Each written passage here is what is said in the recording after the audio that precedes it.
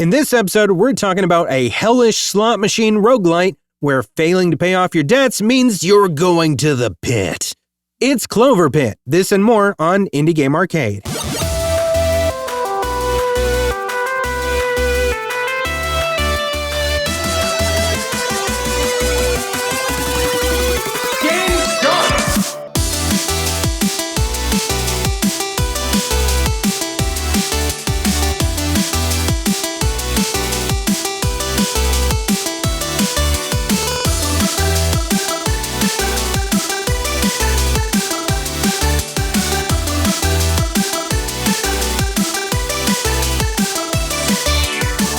Welcome back to Indie Game Arcade, a podcast that deep dives into the latest and greatest indie games. My name's Chris. I'm Joseph.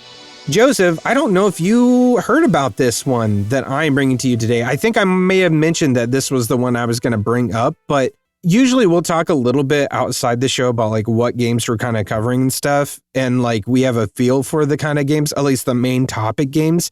But I don't know what your experience is with this one, or if you know anything about it. Yeah, actually, it might surprise you to know that I played this game today. Did you really? Oh, yeah. Okay. I'm very excited. Yeah, I played now. through the whole demo of it. Oh, okay. Okay. We have so much to talk about. I'm so excited now, more than ever. So let's go ahead and jump into it then. Game start! So Cloverpit released on September 26th. This was developed by Panik Arcade, published by Future Friends Games, which I love. That retails for $9.99, so very, very short price point. And for a quick description, Cloverpit is a roguelite slot machine horror game where you're trapped in a cell with an ever-escalating debt to pay off, and the only way to do so is by winning big at the one slot machine in the room. Fail to pay off the debt, and you go into the pit. So you played the demo. You could have just played the game. I bought it. It's in our library. You dingus. Just play the game. Yeah. I just assume you never buy games. No. And it's always me. No. Because I have a gift card. I bought it. Perfect. Yeah. So let's start with the mechanics and everything. So essentially each round you have to pay off a debt. You spin the slot machine. You have a limited number of spins. I say spin. It's like you're pulling the lever. You're pulling it. You're giving it a good tug. You're tugging. I think they are called spins though. Yeah, but I like saying tug. So you got to tug to gain coins. I'm uncomfortable with that. Well, yeah, I don't like that. Look me in the eyes when I say tug. No. Each symbol on the slot machine, which are the ones that you would imagine, corresponds to different values for coins. So that includes like lemons and cherries, which are 2, clovers and bells are 3, diamonds and treasure chests at 5, sevens are 7s. Makes sense. Those also have varying percentages of showing up, with the lemons and cherries being the most common at 19% and the 7s being the least common at 7%. There's a pattern with those 7s there. And how you get scored is by the patterns that those make when you tug the slot machine. Yeah, okay, fine. I'll say when you spin. So like, for example, for those listening, if you get like 3 in a row, either direction, horizontal or vertical, that multiplier is only 1. So you're just really getting the base value essentially. But 4 across would be like a 2 multiplier, or 5 across would be 3. And then there's other patterns like arrow patterns or an eye pattern that will go up to like 4 or an 8 multiplier. And then the jackpot is a 10. And that's where every symbol in there is the exact same symbol, which seems nearly impossible, but it's not. I can tell you, weirdly, I got 2 jackpots in a row at one point, which was insane to me. Yeah, I got 2 jackpots in the demo. Not in a row, you? But yeah. Oh, you punk. You can use the machine 3 times per round, and you can choose how many spins to go for. So either 3 or 6 spins. It does cost coins to spin, and then that cost will go up every round. To pay off your debt, you do deposit those coins in the ATM, which also gains you a little bit of interest each spin. The more you have in the ATM, the more interest you earn. And then each of those spins will also earn you a ticket to purchase lucky charms, which are upgrades that affects your spins, multipliers, or synergies. That is where the game truly comes in, is the lucky charms. And not the kind that's like, haha, gotta get me lucky charms, but these like trinkets and stuff. There's so many of them and you can keep unlocking them, and they change the game dramatically, doing things from increasing the chances for specific symbols to appear, reducing others, adding more to multipliers, doubling multipliers, increasing your overall luck, and so on. You do get limited though. You can only hold so many at one time. So you might have to like trash some after, like if you find one that's even better than the ones you've got, you'll have to get rid of an old one. And then also like some of them are just temporary. So like maybe 7 uses and it destroys itself. On top of all of that, after certain rounds, the red phone in the room will ring and they will present you with 3 additional options you can choose from. And those are also pretty powerful, and those aren't charms, so it doesn't take up any of your desk space where your charms are sitting. So that is the gameplay. So I want to talk about our experiences here. I guess there's only one other thing, actually, as far as the gameplay, though, is that after so many rounds, you will get like the possibility of like a negative thing that can happen, which is getting a 666. If you get 3 sixes, then you will lose all the coins that you currently have in the machine. And I got to tell you, at one point, I lost 20,000 because of a 666, and it hurt my soul so badly. I was so paranoid about the 666s that I would deposit as much as I possibly could between rounds. Yeah. And fortunately, the only 666 I got was after I had picked up this item that made it where the sixes just randomly turned into like different symbols, and then it had like the caveat to the item was like it has after it triggers, has a 50% chance of breaking. The item does. The Bible, so I think, is what it was. Yeah, exactly. So it may only work once, but it really saved me a ton of money. So that was great. It did happen to me a few times because I did get that charm at one point also, and I think it saved me twice before it broke. And then it was actually a different run that I lost the 20,000, and it was just because like I'll talk about that run real quick, but like I was doing a cherry run where I had like all of my charms had to do with cherries. Like I had charms that were increasing the amount of cherries that I had. One of the options I got from the phone guy reduced the chances of some of the other things to show up. I think it reduced the, I want to say it might have reduced the bells and the diamonds. So that means then even more for the cherries to show up. I had things that were increasing the multipliers for the cherries. And then I had things that were just overall increasing my luck. So like I got really, really far in that run. Like I think I was very, very close to the end. Like I'd gotten a key. I was going beyond my first key. And that's why I was getting like these really big numbers. Cause like you, I was really paranoid about it. And I was like putting all this stuff in the ATM when I could. But it was like that 20,000, I got most of that in just like one, round on the machine. And it was like my 3rd spin or something like that. And you can't like... Yeah, you can't exit like a run. Yeah, so if you choose to do like... And that's sort of the reason, because at first when I started playing, I was like, well, if you can do 3 or 6 spins, why wouldn't I just do 6 every time? Now I understand why, because it becomes a big gamble. So if you lock in for 6, it's not like you can't win like a whole bunch and then be like, oh no, I'm going to stop at 4 spins and then go deposit this and come back. You can't leave. You got to complete all 6. That's where I got trapped. I got all of that stuff. I had like 20,000 on maybe spin 3 or 4, hit the 666, lost all of it. And I was like, oh no. And I think that is actually what ended up with me losing that run, was because of that. Because I think at that point I was at the part where I needed like 200,000 to not die. I think is where I was, and I went in the pit. Yeah, I got to, I don't know how far the demo goes. I think actually like 200,000 or something, maybe 100,000. I don't remember. It might be the limit, because then it's like after you get this much, then you can get the key, blah, blah, blah. But you can't open any drawers or anything in the demo. So I couldn't really do anything past like what I was able to. But I played 3 rounds of it.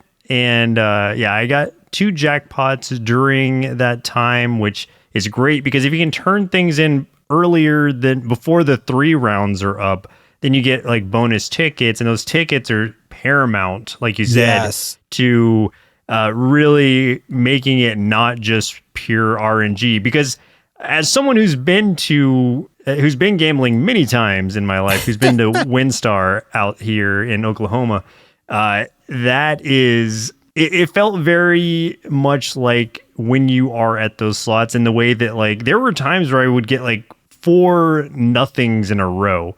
And it's like, this feels horrible. That is a horrible feeling. And if you're not like adjusting your gameplay in any way with those items or whatever, then you're just complete victim to like RNG that is working against you. Absolutely. And one of the big things that I wanted to touch on for this game specifically, and talk with you about, and I'm glad that you played it, because now I think you'll be able to kind of see where I'm coming from, is that I think that this game does an excellent way of kind of forcing you to understand synergies between items and stuff, to like, because here's the thing.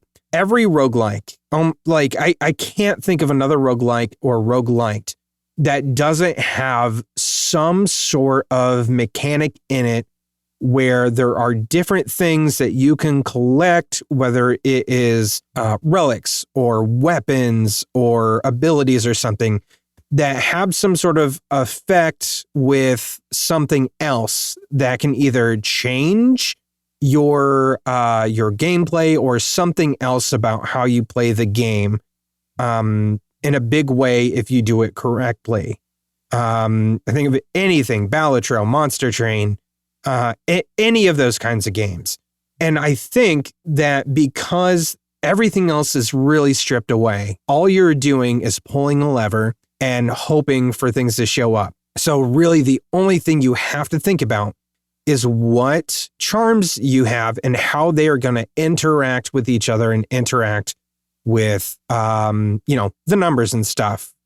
Right. So to me, I'm like, this is like one of those games that is going to actually teach you to be better at all of those other games because of that. And I really, really appreciate that about this game. I think if you are familiar with roguelikes at all, then you would kind of understand the synergistic nature of it, in the sense that you absolutely have to understand how things can complement each other. And this game, to your point, it is, whereas in something like, I don't know, let's just go back to Hades or Hades 2, you can, if you're good enough, that you can kind of like force your way through something, even if you're not like getting the best boons or whatever. Skill is more, comes more into play there than the synergies do, but they obviously help a ton. In this game, it's luck versus synergy. So like you cannot, it doesn't matter like how good you think you are. You can't be good at slot machines. You can be lucky, but you can't be good. So the only way to really turn the tides in your favor are to play into those as much as you can. Like you said, you had your cherry run, and I at one point was going for like a diamond run, because it was like I had a big chance of changing my diamonds into something like more powerful, or they're worth this much or whatever. And then I was finding everything that had diamond on it that I could find. I was really like clamoring for, because I was like, oh God, I got to get them. Because I was like struggling to get through some of those like rounds. So it was just like my mission at that point became like power up my diamonds. That is my only focus right now, because it's the only way I'm going to survive this. And I think more than a lot of roguelikes, to your point, this one really forces you, and not in a bad way, not in like a way where it doesn't feel fun, but it really forces you to focus on like, okay, I don't know exactly what I'm going to do going into it. You can't really pre-plan, but based on like what you start seeing in your item list, you're like, okay, I see this, those things might work together. Let me really start to like hone in on how I want to play this. And the first couple rounds are easy enough, or like low like balance enough to where low stakes enough to where you can still like have time to build some sort of idea up and play kind of loosely. And I think this game does a great way of really implementing a one more try sort of feel to it, because even like just playing the demo, I played it 3 times and I almost started another one, but I was like, no, I need to go do one more round of Hades 2 before we start the podcast. Yeah. And but the draw of it, even just a demo alone, was so high, because it's like a really satisfying feeling when things do start working in your favor.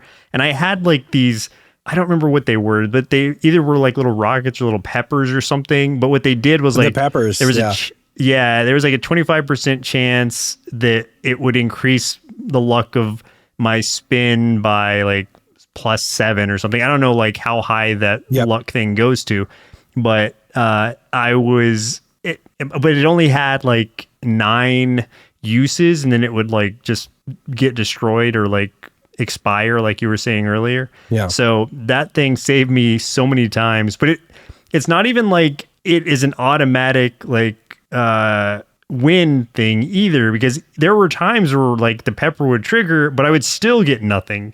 It's like, oh, what are you good for? Come on. He's so mad at this pepper. Yeah, but it at least increases your chances. It makes it not, 0 at that point. So it's like, okay, cool, I've got a chance now. And so, I don't know, there's just something about it that just like kept drawing me back in. I'm glad you picked it up, actually, because like I probably would have done it anyway. I'm glad you told me you picked it up, so I can just play your version for now. Yeah. But even then, it's like a very cheap game. It's less than $10, I think. And so I'm for the price, especially, even if it were more, I would say like it is worth the price of admission just to pick up. If you enjoy something like Inscription, if you enjoy something like that, but like a more simplistic version, or at least on the surface, more simplistic version of that, then I think this one is really going to stand out to you. The variability with the charms is crazy, because like there are so many. And you're constantly unlocking more and more and more that do crazy things. There's a lot of charms too that like aren't automatic, like they're not passive, but like there's like a button on that slot machine that like you have to press to activate it, like when you want to activate it. And some of them have like a cooldown of so many spins, or like a whole round or something. So even with that, like you still have to be somewhat strategic about some of these. So the variability of all of this is way more than I thought this was going to be on the surface. Yeah. I didn't know what I was getting myself into when I tried it, but I'm really glad I did, because that's one I'm going to keep playing for sure. And for those wondering, there is an end state to this. I won't spoil anything because I don't know even myself. Did you beat it? No, I haven't beat it yet, but I do know I got close. I do know some very specific things. So in a very Inscription-y kind of way, there are certain things that you will need to do that do involve some kind of game meta things. That involves those keys and the drawers. So that, and then there's some specific, there's some charms needed to complete the game. There, as far as I'm aware, I know that there are different endings. I've only heard of 2. So I don't know if there's more than that, or if it's like a case of good ending, bad ending kind of thing. I just know that there are definitely different states to achieve at least 2 endings, but that it all does have to do with like getting the keys, unlocking the drawers, and getting like these certain charms that I think need to go in those drawers. So, well, I'm not going to look any of that up. I want to experience it myself. And This one is more about the journey for me than the destination. I don't care if I never like beat this game or get all the endings or whatever. I just enjoy It's just fun to play. Yeah. Yeah. We didn't even talk about how it looks. Like the art style is great. It's that low poly PSX kind of style. And one of the things that like really stood out to me, like once I got in there and started playing it, is like it feels like an off room that I could have been stuck in by accident playing Cruel, that boomer shooter game. Like it seems like it would fit so well into like the same kind of universe. Like it's dark, grimy, still somewhat pixelated. It's got the same sort of pixel graphics for sure. Exactly. Yeah. There's something about that is just very appealing to me. Like with all of its sinisterness and its griminess to it, it's just really cool. And also it's full of the satisfying casino slot machine noises, along with like lots of other sound effects. Like the sound effect when those sixes appear do kind of grate on you. You're like, oh, no, please. Yeah. I just like was so nervous about everything going on atmospherically that I didn't even realize what the phone ring was. I thought that was just like background noise that was trying to make me anxious. I was like, oh God, I wish that would stop. Yeah. So I wasn't even picking up the phone between some rounds because I didn't know what it was even happening. Oh my goodness. So yeah, but once I learned to, that's super useful. So definitely pick up the phone when it rings. Oh, absolutely. Yeah. Some of the phone stuff is a huge game changer for sure. Like, literally. Yeah. Literally. Power up! Hey, if you're enjoying this episode so far, do us a favor and throw us a like, a follow, share the episode or the podcast with folks who love indie games so we can get more of these game recommendations out there and support indie game devs. We also have our YouTube channel at youtube.com/nerdsloth where you can catch us playing more indie games, or check out our top 5 and top 10 series for even more indie game recommendations, because we believe there's an indie game out there for everyone. Combo! Let's talk about some other indie games we played this week. Believe it or not, I do have another one that I played, because I played everything except Hades 2. Apparently. I should pretend like I played it. I didn't play it out of like, I don't know, some sort of, stance or something like, I will not play Hades 2 this week. I don't know. Maybe that would drum up some interest or something from somebody. They'll be like, oh, I got to find out why he didn't play it. Yeah, maybe it's like me and he just hates Hades and didn't want to tell anybody because he was afraid his friends would abandon him. And I would. So yeah. So don't take that You stance. did text me while we were recording and said we're never speaking again after this. Yeah, so. If you don't play Hades, we're never speaking again. Yeah. I want to talk about House of Necrosis. This was developed by Workus, and the full release comes out on October 6th. So as of recording, this will... October 6th is going to be a good... 6th and 7th, there's a ton of great games coming out that we've talked about on previous episodes, and I am very excited for next week. So many, like Absalom is coming out. Yes. Oh my goodness. That one Gundam card game is coming out. Yeah. I almost saved this to talk about next week, but I specifically brought this one this week because I was like, there's too many coming next week. So I was like, I really want to talk about this one. I didn't want it to get lost in the shuffle. So this is a top-down PS1 retro-style survival horror game. There's a lot of words. But it's also, as if that wasn't enough genres, a roguelike mystery dungeon, in that you are essentially trapped in this mansion and you are having to explore it floor by floor, of which those floors are procedurally generated. So you're going in, leveling up, gearing up, and trying to determine how to escape. If you die, you wake up in a room all the way back at the bottom floor without any of your gear or items. And everything is turn-based. So for the most part, enemies will only move when you move and only attack when you attack. So it really adds a lot of strategy there. You can be really strategic about every step that you want to take to get the best engagement out of your enemy. Line up a shot with your pistol from a range of a couple tiles before they eventually get to you on their turn and you have to resort to melee combat. You get time to think about what items you might want to use, which is super helpful. There's like a lot of these like ethers and potions and things that you're going to pick up that do different things. And you'll want to experiment with some of those because like some of them you don't even know what they do until you use them for the first time. You'll just get something that's like purple potion. It's like, I don't know what the Yeah, I hell like that games does. like that. Yeah, I was like, I don't know what that does. If I had to give any words to the wise here, don't drink it. that was a big mistake on my part. Drink everything. No, so that don't. way you'll know. Please just throw it. Just throw it at How something. else are you gonna know? Throw it at someone. You'll find out that way. The way the movement works, or the turn based in a way works, feels like Crypt of the Necrodancer.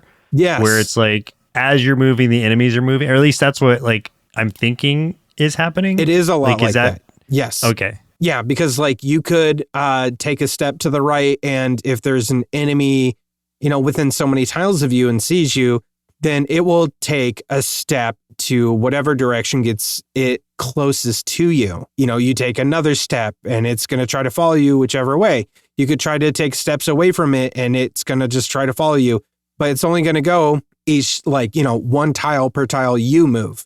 So they do give you the option to run. So like you could just kind of forego the step-by-step thing and just kind of book it through there, but they are going to catch up and they are going to hit you.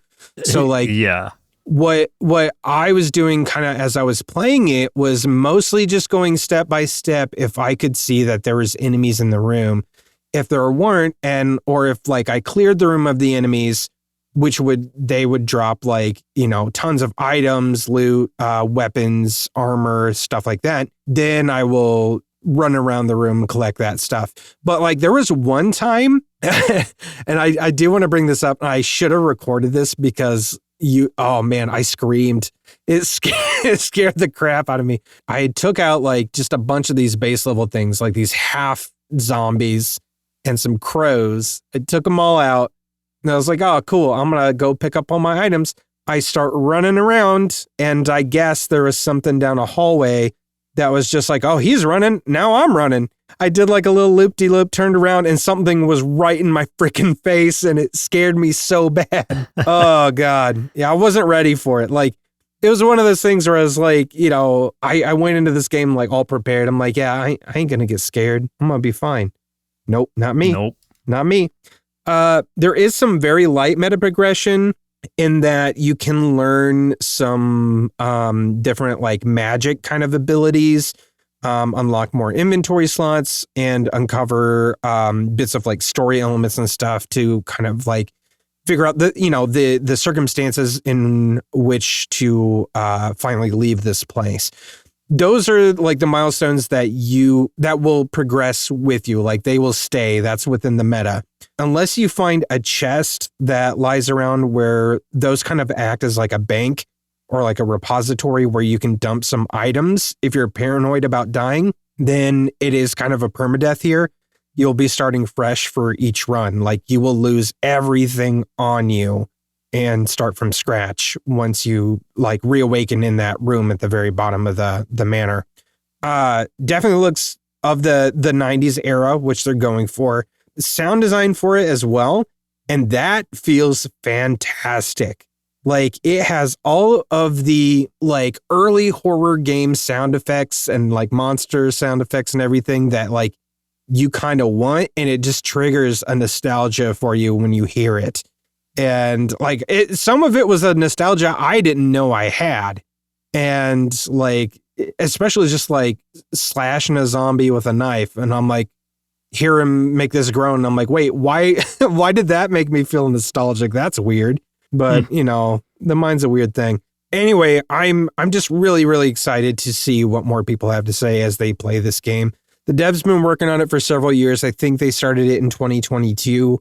And I really think that this type of game, we're going to see a lot more of this type of thing. Kind of like how Crow Country started to kick off the idea of a return to form for the PSX style, survival horror games in general. I think we're going to see more like this, a roguelike or roguelite version of these games. And I'm going to tell you about another one in a little while. Oh, man. This is one that I actually probably will play. Even if it were just a Resident Evil inspired game that had like a story to it or whatever, I probably still would have tried it out. But the fact that it is a roguelike and a mystery dungeon thing, that is so appealing to me in a way that I love when they sort of blend those ideas together. And Yeah. I don't know that this has been done or with this style of game yet, the roguelike thing. So that's exciting to me because I want to try it out. I want to see like what happens. So it just became like 10 times more appealing to me with just adding that to it. We may have found, within 2 episodes, we may have found 2 to 3 horror games that Joseph said he might The only horror actually games play. I don't like are ones that are just walking sims. It just goes back to me not liking not liking walking sims. Like that's really Yeah. the core of it. Okay. I like horror. I promise. I just I'm don't like going to cobble games that together are a list. not exciting. I will cobble together a list of horror games to present to you that I think you would absolutely enjoy, if not downright love, especially because you're such a horror fan. I will not put a single walking sim or visual novel on that list. Okay? Please don't. I won't. Okay. Those are Great. for me. Those are mine. Yeah. Those are your babies, not mine. Yeah. So the game I played is one I had talked about a couple episodes ago. This is the one, Petaka. That's the 2D pixel art Yeah, the boomer shooter. Yeah. But it's also, I mean, it's an action adventure as well. So what's most appealing about it right away are the graphics. I love the way that they Yes. did the pixel art graphics here. It's even got like a chiptune sort of like soundtrack, which Yeah. I love, just chiptune music like that. And it moved like, I can't really describe the movement to you other than to say like it feels so smooth in a way that like I was like very absorbed in that world and felt like I was right there, like I was a part of it. It doesn't move in like a really like chunky way like it seems like a pixel art game might. Like the movement is so fluid and it just feels so good. I think I need to turn my like joystick like sensitivity down in this game because it was really hard for me to get like to aim at some of the enemies, and when they hit you, you die so fast. So what I first tried to do, because in games like this, usually I like to play on like hard because they get kind of like, they feel kind of samey or too easy sometimes. So I tried to select hard at the beginning. And it's like, you probably don't want to do that yet. Like the game literally told me, it's like, you don't want to do that yet because it is very unfair. And I was like, okay, all right, fine. Let me try normal and see how it is. And yeah, I'm really glad that they forced me to try normal because this is hard enough for now until I get used to the movement of it all. I found myself having to crouch some just so I wouldn't be like swinging my gun around so fast, which it could be just like a joystick sensitivity thing. But yeah, like you have to make sure you're going to hit your shot or at least get cover if you're not, or if you're reloading or something, because if you get hit, like your shields will go down quick, your health will go down quick, and you will die faster than you think you would. Fortunately, to counter that, you can save at any point. So like you can just pause the game and save it like at any spot if you feel like you're hitting a spot where you're about to encounter a boss or something. You don't have to be reliant on checkpoints in that way. Okay. So they remedy the difficulty of it by giving you the ability to save just about anywhere, save as far as scum. I know. Yeah. Yeah. So you can save scum to some degree, but it still means you're going to have to go through that battle, and wherever you are is where you're stuck. So save scumming may not work in the same way that it would in other games because you're kind of just stuck with whatever you have at that point, regardless. It was a really satisfying game to play. Just the demo is what I played of it. And I am really considering picking this game up actually because I had a lot of fun with it. I'm going to try the demo again. I'm going to turn my joystick sensitivity down and see if it feels a little better, or maybe it's one I just need to play with mouse and keyboard. But I think that once I turn the sensitivity down, it'll feel like responsive enough without feeling too floaty. And then I can kind of get a good beat on some of these enemies. Because like I said, if I don't hit them like right away, they're going to kill me so fast. No, even like minor enemies will take you out. Like some of the enemies in like the first level were just like demolishing me. And so, to describe the combat a little bit, I mean, it's like a shooter game, but like you're picking up all kinds of different weapons. They all have 2 different firing modes. Like the shotgun I had at one point, your basic shot is just a regular shotgun shot, and your alternate fire is like a triple shot. And that's really good, but it also is kind of like slow, or it's quick, but it like you have to be you have to aim really well with it because you're gonna have to reload like right after. So if you miss that shot, then you're like wide open for enemy fire. So there's trade-offs, of course. And yeah, like I said, the music's great, the gameplay feels really smooth, and it was really exciting the time that I did spend with it. Yeah, this looks so good. This is one of the best looking like FPS shooters I think I've ever seen. Yeah. It's wild. I've seen a few that do utilize like pixel art and some graphics. Like I think of was a Citadel, I think was one of them, or Beyond Citadel. But this one, it's just so vibrant and colorful, and the character designs are just so interesting and fun and cartoony. Yeah, it's so really cool. how vibrant it is. It kind of catches your attention and is misleading because it almost feels like it would be an easier kind of game or like a chiller kind of game because the way it looks, but it's very unforgiving. So I think that was a really good balance for me to be like, oh, I like this game even more now because it's hard, or it's going to be harder than I expected at least.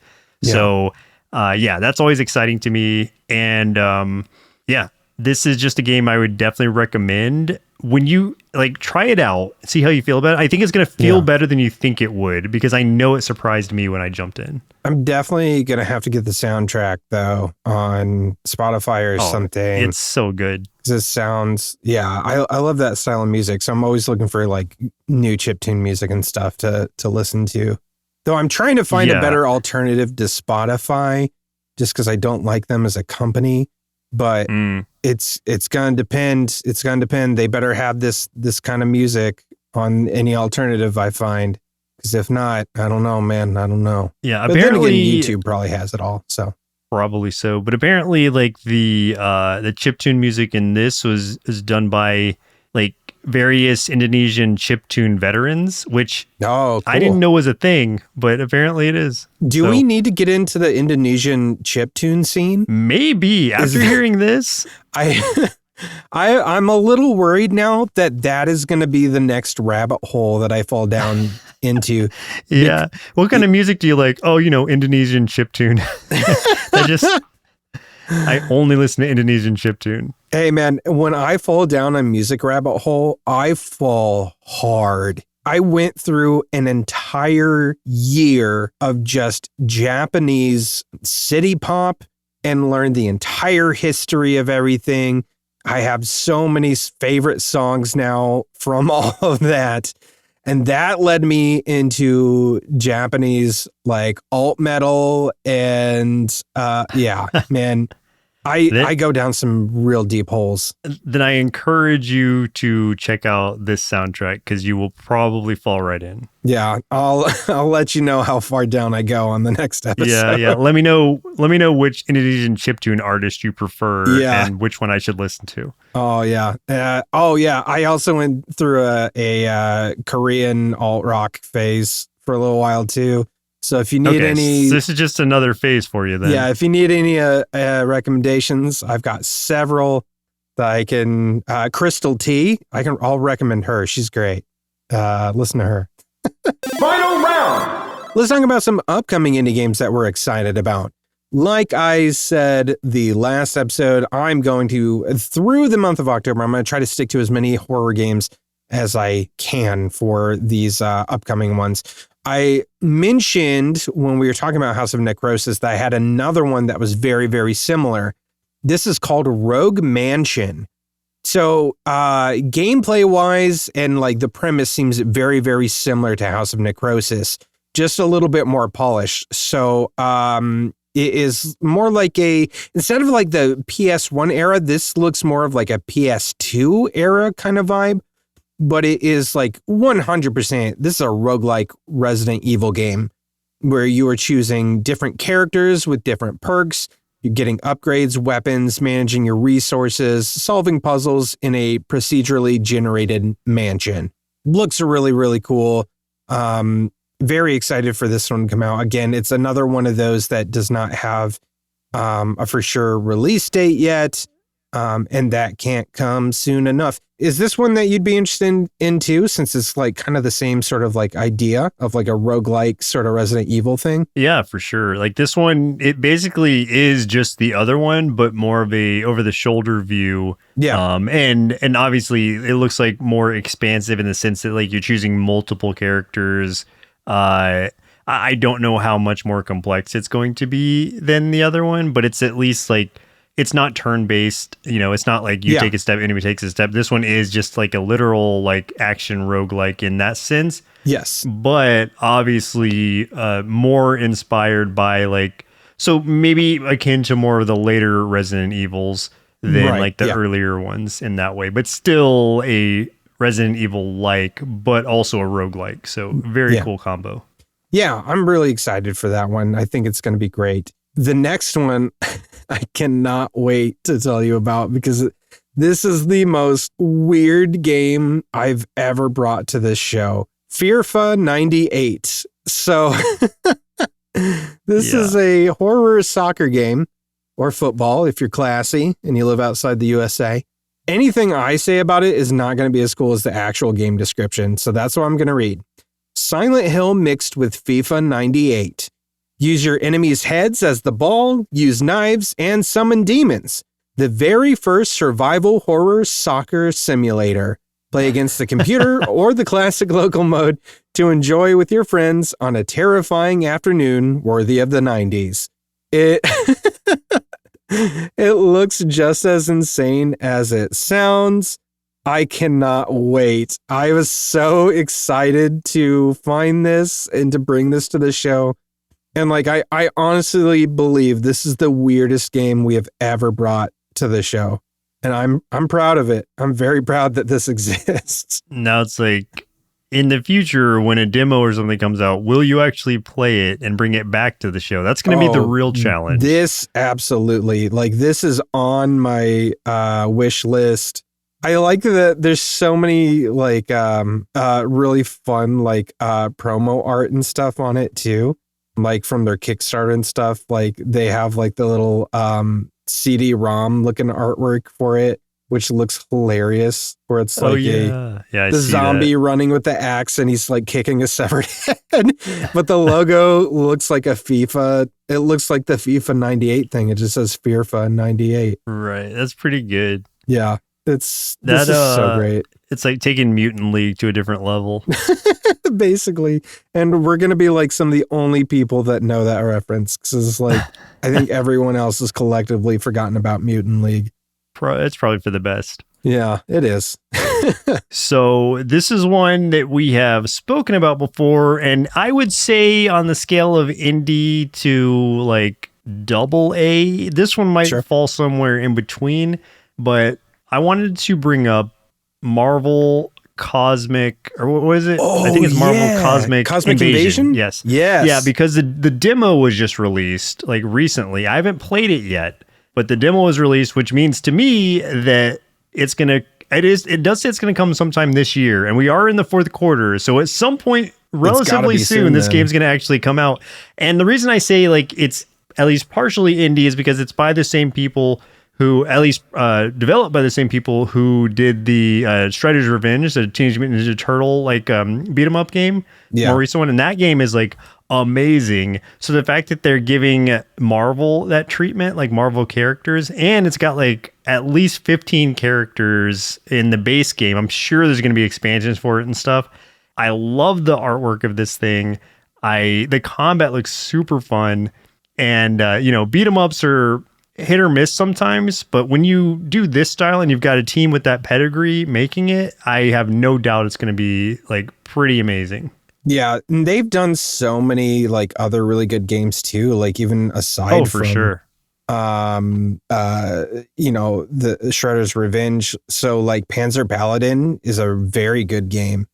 A game that I actually have that they made back in 2014 was Mercenary Kings. Oh yeah, they did do Mercenary Kings. And I enjoyed that one. That's a side-scrolling kind of game, akin to what is that? What is that game called? Like the Rocket Launcher. Oh yeah.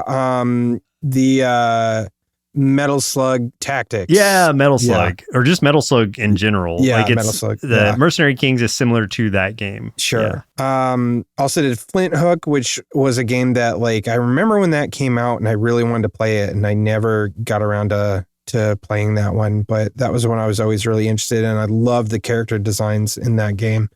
But Panzer Paladin, I actually did pick up and just haven't played yet. But that reminds me and inspires me to maybe pick it up and do so, or maybe like actually install it and do so since I already have it. And they made Steel Assault. I didn't realize that was them too. So, they've made a lot of really, really good games. So it's really cool seeing, an indie studio get handed the reins. And we've said this like a bunch of times before, but being able to take the reins of like a bigger IP and stuff. And like, yeah, of course, like the owners of those IPs and stuff get to have some say in things. But a lot of times we've seen that the more say that those IP owners have, the less good those games tend to be.